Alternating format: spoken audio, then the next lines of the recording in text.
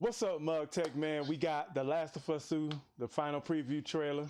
It says no story spoilers for all you guys that want to protect yourself from the story spoilers. Like, no, don't show anything.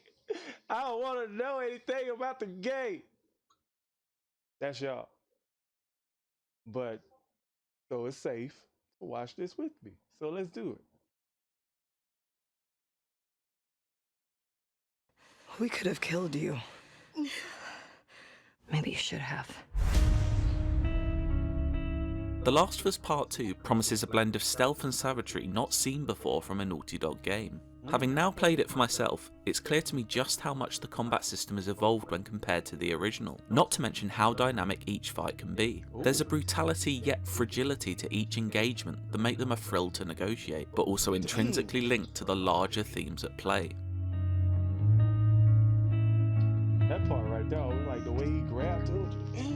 Staying hidden and striking from the shadows is heavily encouraged at the beginning of any encounter. Tall grass is often Ellie's best friend, although it doesn't make her completely invisible to enemies. The AI are smart, let them get too close, and even if you're lying down motionless, they'll spot you. And bad news often follows. Being proactive and constantly on the move proves successful for me, as I bypass some enemies before ultimately having to strike. In my time of The Last of Us Part 2 so far, I've discovered that if one thing is for certain, it's violence. It doesn't want you to necessarily play it like a traditional stealth game, but actively engage in the action and become a violent participant in its world. Even the silent kills speak loudly through violence, as Ellie stabs enemies in the neck as the camera hangs on both of their strained facial expressions. Her victims' eyelids poetically making their final few flutters next to the butterfly now tattooed on Ellie's forearm. A familiar but more streamlined crafting menu that offers many more options than the first game directly influences your chosen playstyle. I found the new pistol silencers particularly useful, but kept reminding myself that they only last for 3 bullets at a time. The gunplay in Part 2 feels majorly improved on the previous game's efforts, with every pull of the trigger feeling hefty and purposeful. The way damage is inflicted on you is also more pronounced. Get spotted against the brown cloth-clad scars, and a well-placed arrow may be fired into Ellie's right shoulder. You'll have to tear it out of a grimacing Ellie to prevent the damage it will cause over time, but those few seconds that it grinds her to a halt for will allow for her hunters to surround her. It's a desperate scenario that The Last of Us Part 2 seems to relish putting you in again and again and again.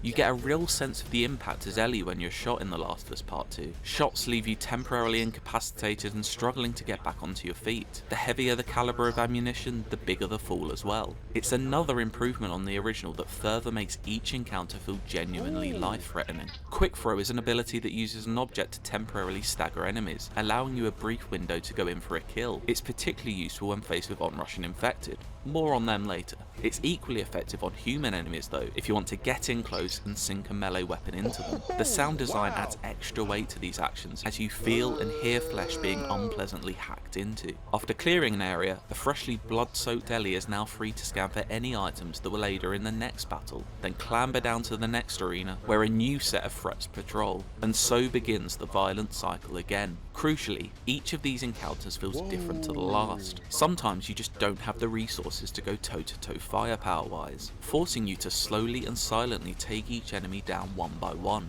The biggest variable though are the enemy types themselves. In the roughly hour-long section I can discuss here, I fought 2 different human enemy factions. The aforementioned mysterious Scars, who favour crippling bows and arrows and heavy melee weaponry. Coming up against these axe or sledgehammer wielders provide moments for the vastly improved melee combat system to shine. For a series of well-timed dodges and strikes, you can eventually get the better of your opponent. They're often bruising affairs where you feel every punishing blow. The other human enemy group, known as the Wolves, favour guns and utilise attack dogs that sniff you out by following your scent. You can distract the dogs, or if you can put your conscience to one side, eliminate them, making your life a lot easier. Again, I cannot stress how unpleasant a lot of this is. Most unpleasant of all though are the infected that roam the city. Even the previously tame runners seem a lot more threatening than before, and require a good few punches into their fungal flesh to take down. The Stalkers also make their return after briefly appearing in the first game, and are more terrifying than ever, a near silent enemy that doesn't show up when using listening mode, and hunt you down in enclosed spaces. Enemy encounters are frequent, but it's credit to Naughty Dog that each one feels different to the last, whether that be down to the variety in enemy type, items at your disposal, or your chosen playstyle.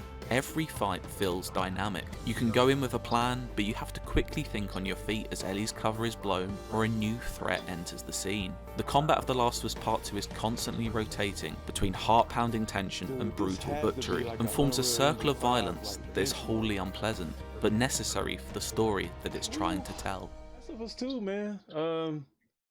I wasn't gonna play it because I heard about the leaks, but it looks like something that even Tasha might enjoy.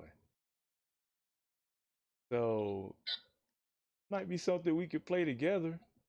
A little co-op, dual, teamwork, make the dream work stream. Right, Tasha?